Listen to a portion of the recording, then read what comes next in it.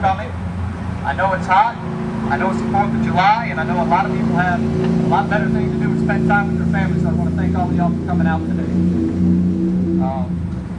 I'm probably not the best public speaker to stand up here in front of everybody and do this, but I felt that it was very necessary given the state of our country, the state of our union. A lot of people have been led to believe that we've been to democracy. However, if we just recalled our Pledge of Allegiance, we do not pledge allegiance to democracy. We pledge allegiance to a republic. This country was founded as a constitutional republic, which had limits of law that controlled excesses in government. Unfortunately, we the people have fallen asleep, been lied to by the mainstream media, and been brainwashed by things on TV such as American Idol and things that just totally distract from what's really going on behind the scenes.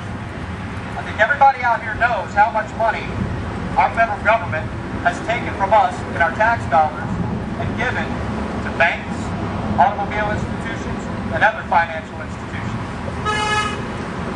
And I don't know any current senator or any current congressman that is keeping true to their oath to defend the Constitution against all enemies, foreign and domestic. Now, I'm not a person to slam anybody on their personal character, but the other day we attended an event over in Gulfport at the Westside Community Center where Gene Taylor was speaking. Evidently, he was more concerned about giving his presentation about how much money they're spending on our current military than they are about hearing the views of their constituents. I didn't think I'd have an opportunity to get more than one or two questions in with the congressman, so I asked him one simple question. Could you please recite the oath that you took when you've taken office multiple times? And he said he could. Unfortunately, he forgot it. And that's pretty unfortunate for him as well. Because the oath that he took was to defend the Constitution against all enemies, foreign and domestic. And if you can't remember that oath, how can you keep it? There's a lot of things that are going right with this country, but there's also a lot of things going wrong. What's happening today is one of the things that's going right with the country.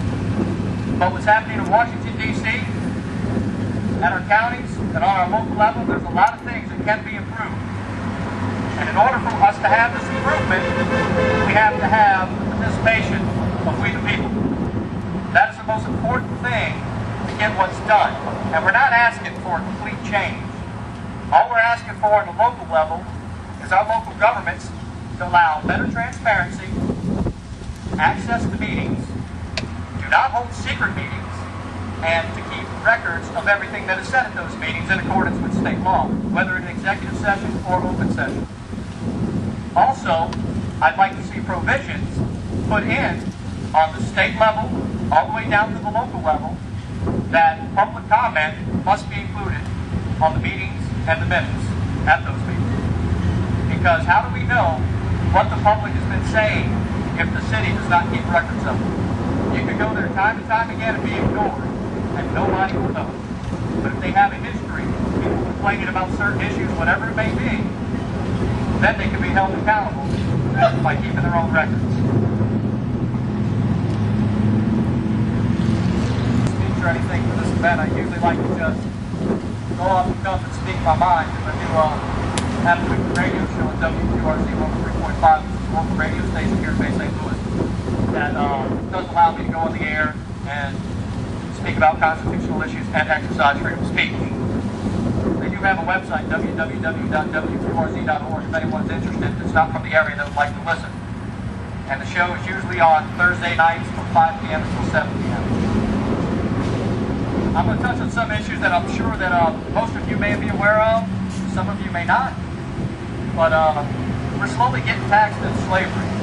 Every new law, every new federal czar, our burden of the national debt is going to reach $70,000 per person over the next 4 years. And that's not just counting taxpayers, that's counting every person that's alive in the United States right now. You hear the figure $1 trillion every day thanks to the bailouts. So how much is $1 trillion? It's a lot.